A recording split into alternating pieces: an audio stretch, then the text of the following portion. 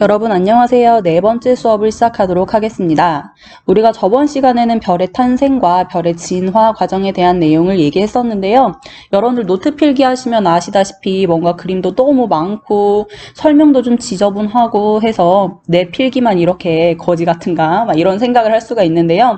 모든 사람의, 저 역시도 마찬가지로 모든 사람의 필기가 그 모양이니까 너무 신경질 부리지 마시고 자, 잘 이해만 하시면 되거든요. 자, 저번 시간에 너무 난해했던 그림들이 많아서 이번 시간에는 제가 별의 진화 과정에 대하여 좀 간단하게 글씨로 정리를 해드린다고 했었거든요. 그래서 제목에 별의 진화 과정이라고 되어 있고 저번 시간에 필기했던 것에 이어서 아래쪽에 적어주시면 될 것 같습니다. 우리가 저번 시간에 별의 탄생과 이 별이 죽음을 맞이하기까지 어떠한 과정을 거치는지 별의 생애에 대해서 알아봤다고 할 수가 있는데요. 일단 별이 탄생하기 위해서는 우주 공간에 뭐가 있었나요? 그죠? 뭔가 막 우주 공간에 이렇게 떠다니는 것이 있었는데 얘네들은 먼지와 가스들이라고 얘기했었습니다. 근데 이 먼지와 가스들이 뭔가 이렇게 많이 모여있는 구간이 있다라고 얘기를 했고 이 먼지나 가스가 많이 모여있는 이 구간은 밀도가 높다 낮다? 그죠? 요 구간은 밀도가 높다. 어쨌든 이 밀도가 높은 이 구간에서는 서로 끌어당기는 힘이 작용하는데 그 끌어당기는 힘이 뭐다? 그래서 끌어당기는 힘 중력이라고 얘기했었고 이 끌어당기는 힘이 있다 보니 이 가스들이 구름처럼 모였다 그래서 얘의 이름을 뭐라고 했었냐면 성운이라고 얘기했었죠. 근데 이 성운에 계속적으로 중력이 작용을 하는 거지. 그러다 보니 얘네가 서로 이렇게 끌어당겨서 좀 크기가 이렇게 작아진다고 했어요. 그래서 형성된 것의 이름을 뭐라고 했었냐면 그저 원시별이라고 얘기했었네요. 그리고 이 원시별에는 계속적으로 중력 작용한다 안 한다? 그저 계속적으로 작용한다. 그러다 보니 중력이 계속적으로 작용하면 크기가 커진다 작아진다? 그저 크기는 작아진다고 했고요. 그걸 우리가 중력 수축이라는 표현을 썼는데 중력 수축이 계속적으로 일어나다 보면 온도가 높아진다 낮아진다. 그죠? 온도가 매우 높아진다라고 했습니다. 이때 온도가 얼마만큼 높아진다라고 얘기했었냐면 1000만 K만큼 엄청나게 많이 높아진다라고 얘기했었거든요. 근데 이 1000만 K만큼 엄청나게 큰 고온이 되면 이 원시별의 내부에서는 어떤 현상이 일어난다? 무슨 반응? 그죠? 매우 중요하다고 했었죠. 수소가 헬륨 핵으로 변하는 수소 핵융합 반응이 일어난다라고 했었네요. 이때 이 수소 핵융합 반응이 일어나면 이때서야 우리가 비로소 별이 되었다. 원시별이 아니라 완전한 별이 되었다라고 한다고 했고요. 수소 핵융합 반응이 일어났을 때 그 별의 이름을 우리가 네 글자로 뭐라고 한다고? 지읒, 기역, 이응, 시옷이었어요. 그죠? 주, 개, 열, 성이라고 불렀었죠. 요게 바로 별의 탄생에 대한 내용이었습니다. 그리고 나서 우리가 별의 진화 과정 간단하게 볼 텐데요. 좀 전에 얘기했던 대로 별은 애초에 무슨 상태였냐면 원시별 상태라고 얘기했었어요. 이 원시별은 사람과 마찬가지로 사람 이전의 상태, 원시인이라고 생각하시면 된다고 했었는데요. 이 원시별 그러니까 사람이 태어나기 전 상태라고 생각하시면 돼. 근데 이 원시별에서 중력 수축이 일어나서 온도가 고온이 된다고 얘기했고 그럼 원시별의 내부에서 무슨 현상이 일어나냐면 수소 핵융합 반응이 일어난다고요. 그래서 수소 핵융합 반응이 일어나는 별의 상태를 뭐라고 부르냐면 주계열성이라고 부른다고 했고 이 주계열성이라는 요 상태는 별이 이 계열에서 가장 주된 시간, 가장 오랜 시간을 버티는 시간이다, 지내는 시간이다. 그래서 주계열성이라고 부른다고 했습니다. 그 다음에 이 주계열성 별이 어쨌든 시간이 지남에 따라서 자랄 거예요. 근데 얘네가 크기가 태양 사이즈와 똑같냐 또는 태양보다 10배 이렇게 간단하게 쓸게요. 태양보다 10배 큰 사이즈냐에 따라서 자라나서 죽는 모습이 조금 달라진다고 했거든요. 우리 태양 사이즈에 대한 이야기를 먼저 할게요. 자, 주계열성 별의 내부에서는 수소 핵융합 반응이 계속적으로 일어납니다. 그럼 수소가 헬륨 핵으로 변화하게 되고요.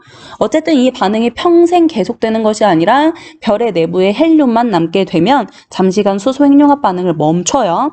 이때 얼음별이 되었다 그래서 그 별의 이름을 뭐라고 부른다고 했냐면 적색 거성이라고 불렀습니다. 적색을 띠고 있는 큰 별이라는 식으로 설명을 드렸어요. 그 다음에 이 적색 거성이 수소 핵융합 반응을 하지 않고 쓰면 무슨 힘만 작용을 한다고 했냐면 중력만 계속적으로 작용을 한다고 했었거든요. 그러면 중력이 계속적으로 작용을 하면 수축한다, 팽창한다? 그치, 수축한다고 했었거든. 그러면 이 적색 거성 상태에서 중력 수축을 거치다 보니 그럼 온도가 올라간다고 내려간다고, 그치, 온도가 계속적으로 올라간다고 했거든요. 그럼 이 적색 거성의 내부에서 헬륨마저 합쳐지는 핵융합 반응이 다시 한번 일어난다고 했습니다. 어쨌든 반응이 모두 다 끝나고 났을 때 태양 사이즈의 내부에는 뭐만 남는다고 했냐면, 모든 핵융합 반응이 끝나고 나면 최종적으로 별의 내부에 탄소까지 만들 수 있었다라고 얘기를 했었고, 이 적색 거성이 최후의 죽음을 맞이할 때 이 별의 가운데 부분, 그러니까 탄소가 있는 부분은 뭐가 된다고 했었냐면 백색 외성이 된다라고 얘기했었고요. 그 다음에 탄소를 제외한 헬륨과 수소가 있는 부분은 뭐가 된다고 했었냐면 구름의 형태를 띠고 있는 행성상 성운 으로 죽음을 맞이하게 된다, 최후를 맞이하게 된다라고 얘기했었습니다. 어쨌든 중요한 건 뭐냐면 적색 거성에서는 최대로 만들 수 있는 원소의 종류가 수소, 헬륨, 그 다음에 탄소까지라고 얘기했었어요. 자, 반면에 이번에는 태양보다 10배 큰 사이즈입니다. 이 태양보다 10배 큰 사이즈는 반응할 수 있는 물질이 많다, 적다? 그죠? 반응할 수 있는 물질이 엄청 많다.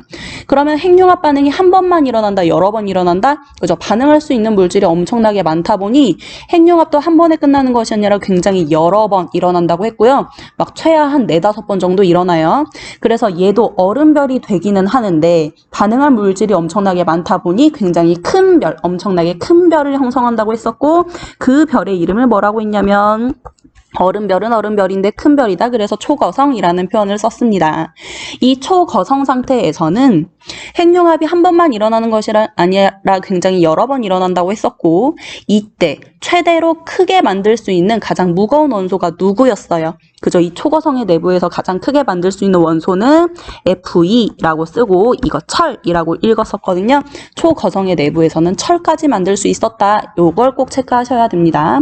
그 다음에 이 초거성에서 철이 만들어지고 났어. 그리고 나서 이제 핵융합 반응이 모두 다 끝났거든. 그럼 역시 이 초거성에도 뭐가 작용해? 그치, 중력이 작용하면서 수축이 일어난다고요.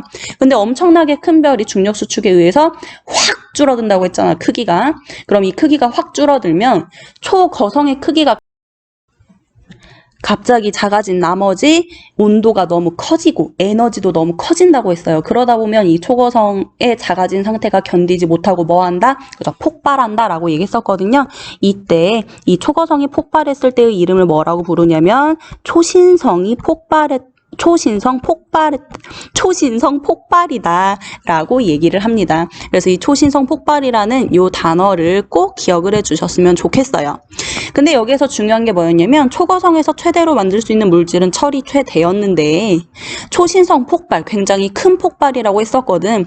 그럼 이 폭발에 의하여 온도가 더 커진다라고 얘기했었거든요. 그러므로 인하여 뭐가 만들어진다? 그죠? 좀 전에 초거성일 때는 철까지밖에 못 만들었는데 이 초신성 폭발이 일어나고 난 후에는 철보다 큰 물질을 만들 수 있다라고 얘기했었고, 철보다 큰 물질의 가장 대표적인 아이가 뭐였냐면 CU라고 쓰고 우리가 이거 구리라고 읽습니다. 구리와 같은 철보다 큰 원소도 만들 수 있었다라고 했습니다.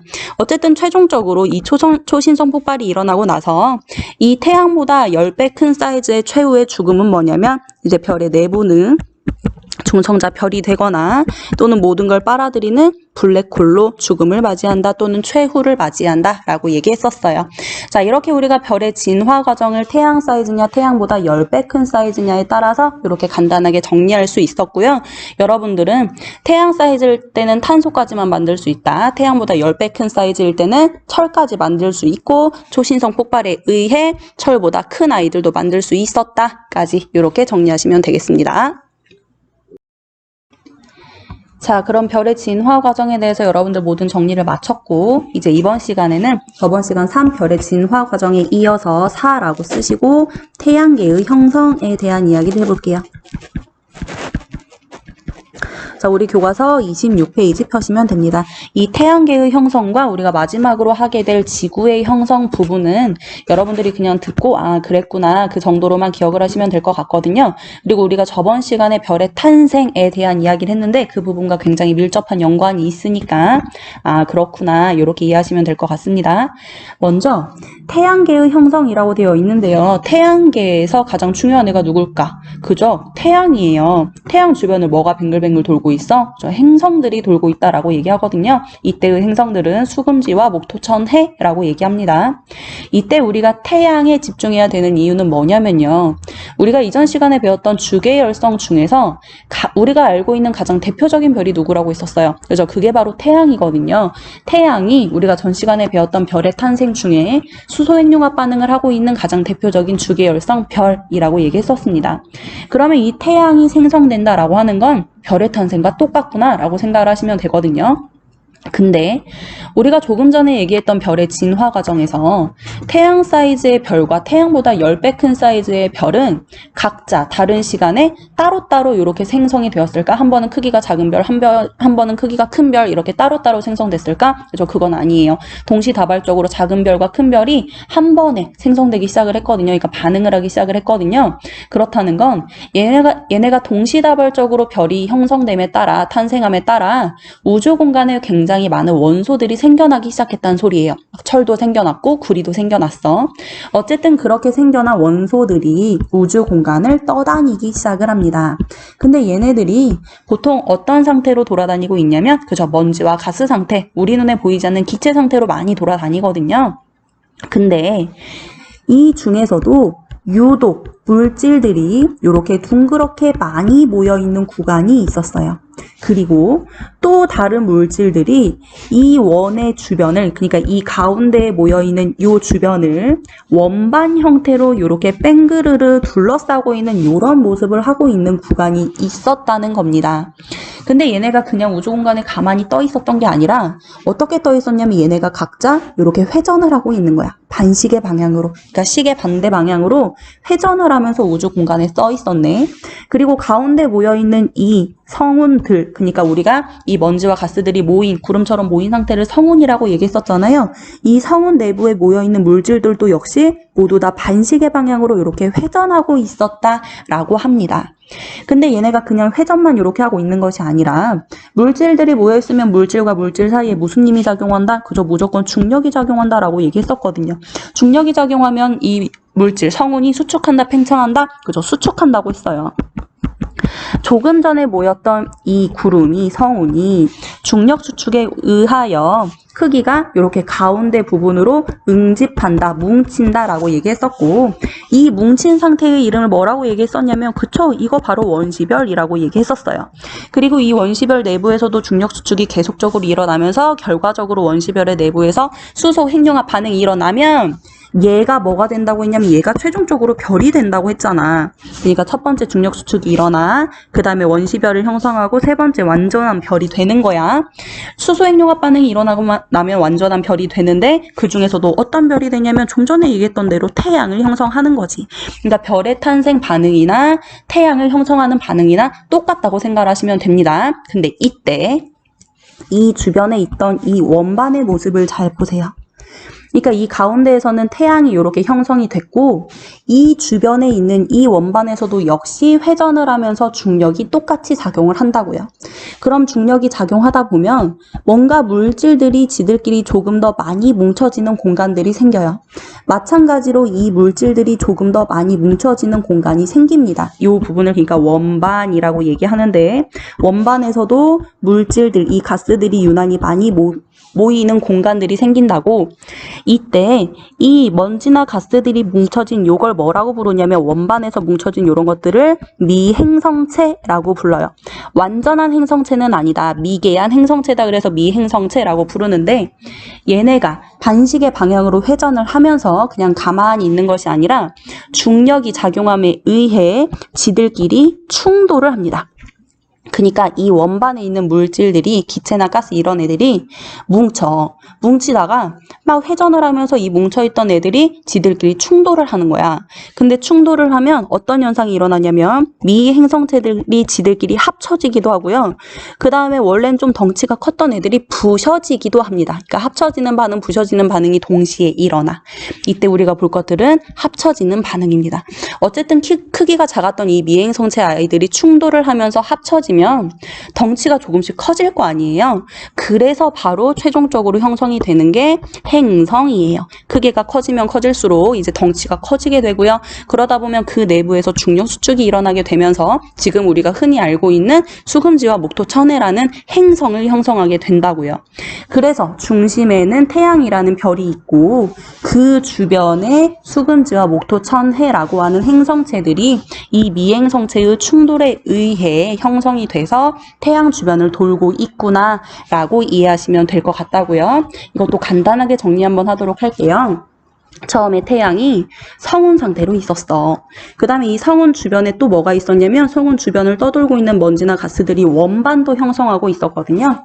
근데 얘네가 가만히 있었던 게 아니라 어쨌든 내부에 있는 물질들끼리 중력도 작용했고 중력에 의해서 지들끼리 수축도 일어났고 그리고 또 하나 얘네는 반시계 방향으로 회전도 하고 있었다라고 합니다. 그러므로 인하여 성운은 최종적으로 중력 수축에 의해 원시별을 형성한 후 그 다음에 뭘 형성하게 되었다고 했냐면 수소핵융합 반응이 일어나고 나면 최종적으로 태양이 된다라고 얘기했었고요. 이 원반에서는 원반에 있었던 물질들이 뭉쳐서 미행성체를 형성한다고 했었죠. 근데 이 미행성체들이 회전하면서 가만히 있는 것이 아니라 지들끼리 충돌이 일어난다라고 얘기했었고요. 이 미행성체의 충돌에 의해 여러 개가 합쳐져서 크기가 커지면 이것들이 최종적으로 행성을 만들어내는구나 라고 얘기했었습니다. 그래서 태양 주변을 행성들이 돌게 된 그런 태양계를 형성하게 된 거죠. 막 이것도 과정을 세세하게 외우실 필요는 없고요. 아, 태양계가 이런 식으로 형성이 되었구나 정도로만 보시면 될 것 같아요. 자, 이제 마지막. 자, 이제 드디어 완전 마지막입니다. 5번이라고 쓰고요. 지구의 형성이에요. 자, 우리가 조금 전에 태양계의 형성이라고 해가지고 별의 탄생과 비슷한 모습을 보인다. 단지 별의 탄생 주변에 원반이 형성되어 있었고 원반에 있었던 미행성체들이 지들끼리 충돌을 통해 행성을 만들었는데 그 중에 하나가 지구다라고 하는 겁니다. 근데 우리 지구 지금 모습 한번 생각해봐요. 여러분들 16세 때 15세 때 배웠던 내용인데요. 그냥 돌덩이처럼 하나 생겼나요? 지구의 속 배웠던 거 기억나? 뭘로 나눠져 있었어요. 그죠? 뭔가 핵 이런 것도 있었고 멘틀 이런 말도 들어보셨을 거예요. 그 다음에 가장 겉부분 지각이라는 것도 있거든요. 그런 구조가 어떻게 형성되었느냐에 대한 내용을 간단하게 살펴보도록 하겠습니다. 자, 조금 전에 지구도 우리가 행성이라고 얘기했었거든요. 이 행성의 직전 상태를 뭐라고 했었냐면 미행성체라고 불렀었습니다. 근데 이 미행성체가 가만히 있는 것이 아니라 지들끼리 충돌을 한다고 얘기했었거든요.